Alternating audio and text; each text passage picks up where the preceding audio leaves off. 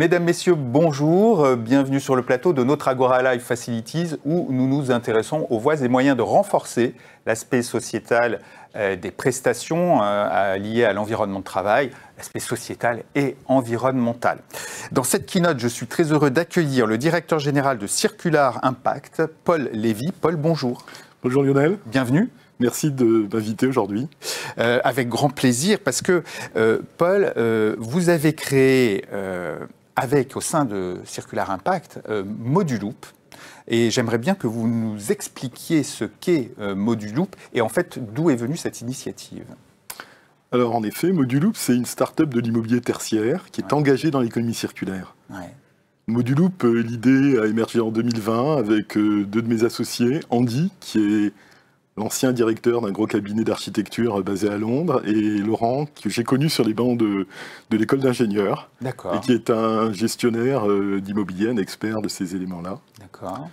Et Moduloop est la réponse aux déchets qu'on a tous vus dans l'aménagement de bureaux, générés par, en effet, des cycles de construction-déconstruction dans ce type d'environnement. Alors c'est quoi Moduloop exactement? C'est une plateforme? Alors Moduloop, en effet, c'est une plateforme qui permet de On va voir une image un petit peu de... Tout à fait, c'est une plateforme qui permet de faciliter l'aménagement des bureaux au travers de la location, puisque pour nous, on a comme slogan « Ne louez plus vos aménagements, mais louez-les de manière à permettre une flexibilité et de pouvoir se réaménager plus facilement. Aujourd'hui, beaucoup de projets sont tous ou moins des projets pilotes, et il faut donner cette possibilité. Alors, et d'où est venue en fait l'idée de passer comme ça à la location et de réduire l'impact finalement environnemental de ce cycle perpétuel de déménagement, réaménagement où finalement les mobiliers sont rachetés à chaque fois. Pourquoi vous avez eu cette idée de créer Moduloop? C'est exactement ce que vous dites, c'est-à-dire qu'aujourd'hui la plupart des éléments, les produits de l'aménagement de bureau sont conçus pour durer 10 à 15 ans.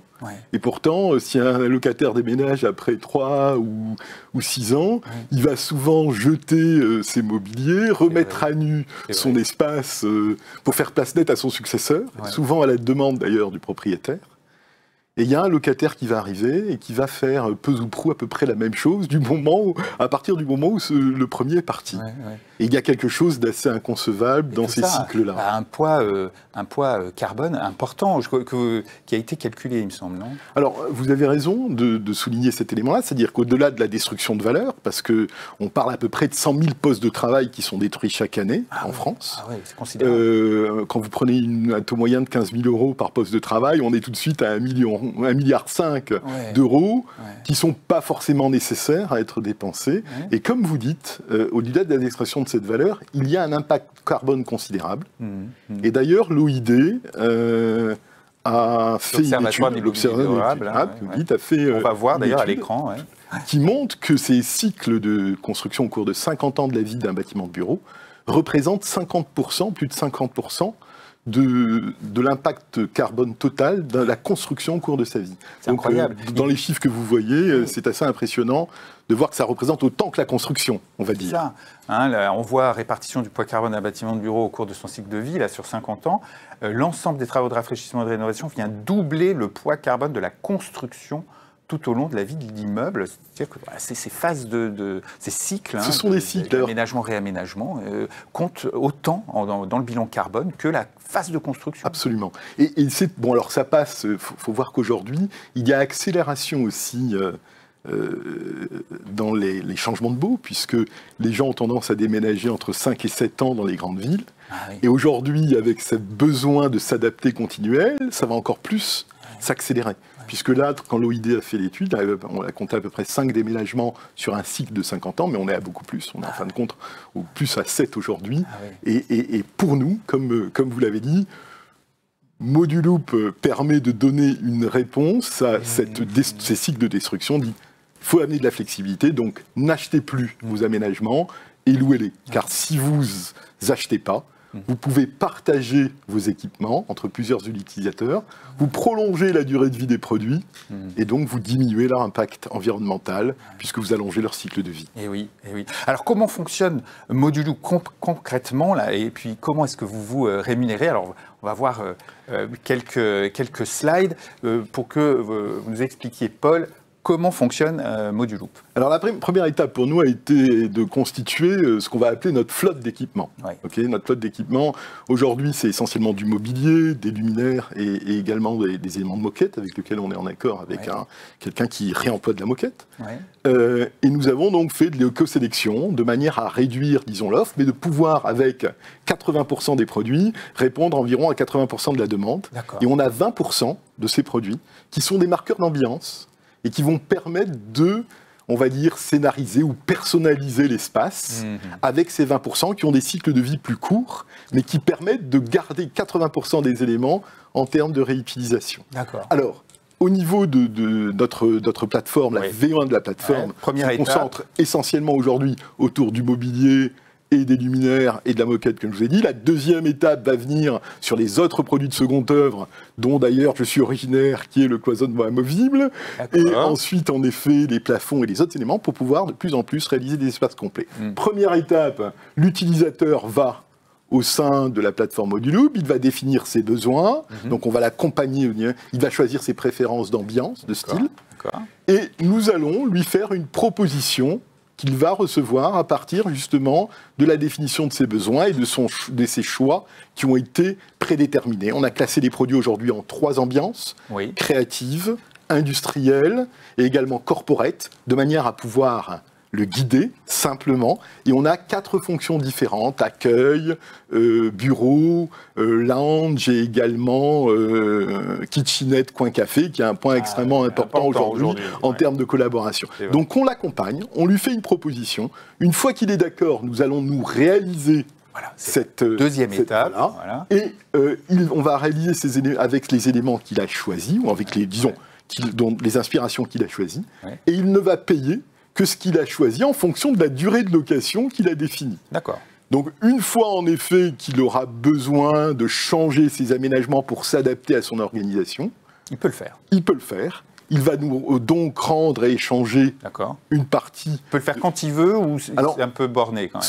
Ce qu'on a fait, on a voulu sciemment borner parce qu'on ne veut pas justement, on a dit voilà, 4 fois dans l'année, les éléments de transport seront gratuits lors de ces changements, mais vous pouvez le faire quand vous voulez, mais il faudra payer. Donc si vous voulez, il y a un incentive à faire en sorte qu'on ne change pas quand on veut, mais qu'on change quand on veut, mais qu'on essaye aussi de regrouper de manière à ce qu'à ce moment-là, ça soit pas cher pour l'utilisateur de pouvoir les... Et tous les produits qui ne sont pas utilisés sont reconditionnés avec des partenaires aujourd'hui et remis dans la boucle au sein de la plateforme pour être réutilisé par d'autres locataires dans d'autres projets. Donc on s'inscrit dans l'économie. Voilà, et puis bien sûr, on peut donc avoir de la flexibilité, sans trop d'impact sur l'environnement et sans trop d'impact sur votre portefeuille également, parce que vous n'allez pas vous débarrasser de produits. Évidemment aussi. Donc dernière étape, c'est ce que vous expliquez Paul, le locataire s'adapte, c'est flexible, et les produits non utilisés sont remis en état réutilisé. Comment est-ce que vous vous rémunérez ? Alors, on a, nous, aujourd'hui, 3 sources de rémunération. La première, en effet, c'est la location des produits. Cette location, on la propose sous 2 formats. Une format, on va dire, sur mesure, où les gens payent l'addition des produits en fonction de la durée, et une offre en abonnement qui démarre à 50 € par mois par poste de travail. Donc, c'est l'abonnement basique.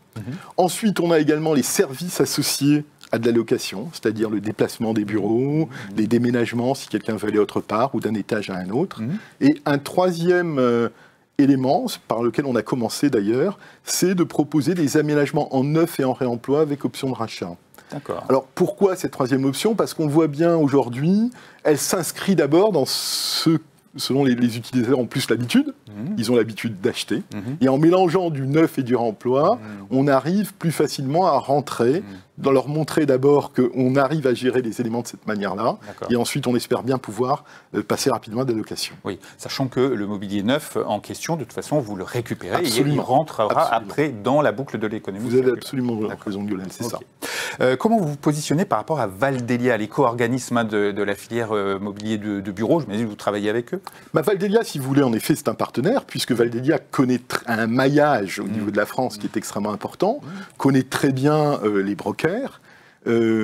Son but à Valdelia, c'est de récupérer les mobiliers, soit pour trouver une seconde vie auprès des associations dans le monde associatif, notamment ils sont très présents, et puis de les recycler s'ils n'arrivent pas à avoir cette solution. Ouais. Mais ils travaillent aussi avec des brokers.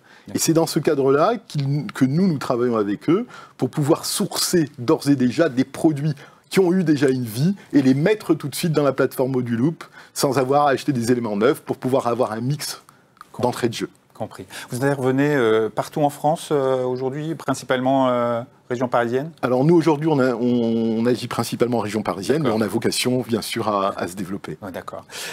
Allez, un exemple pour terminer, récent, que vous avez réalisé, c'est l'hôpital franco-britannique, hein, c'est ça? Tout à fait. Alors l'hôpital franco-britannique est un projet qu'on a réalisé en vente en produits neuf et réemploi. D'ailleurs, dans ce cas-là, c'est un bon exemple parce que c'est que du réemploi. D'accord. Il faut savoir que justement, dans le réemploi, ce qui est dur, c'est de faire des projets importants. Souvent, on arrive facilement à trouver 5 bureaux, 5 chaises.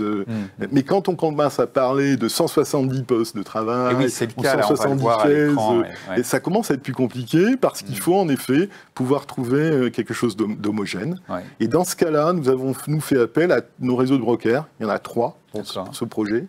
Un sur Paris, un en Hauts-de-France, et également un en Belgique. Ce qui nous a permis à tout regrouper. Alors il y a un gros travail logistique important, mais en 3 semaines, on a réalisé ces selfs, et d'ailleurs, le personnel de l'hôpital a pu manger en temps et en heure, puisque l'hôpital fonctionne, hein, donc il faut intervenir. Et à 11h30, il fallait être prêt à faire en sorte que tout soit réglé pour intervenir. Ouais.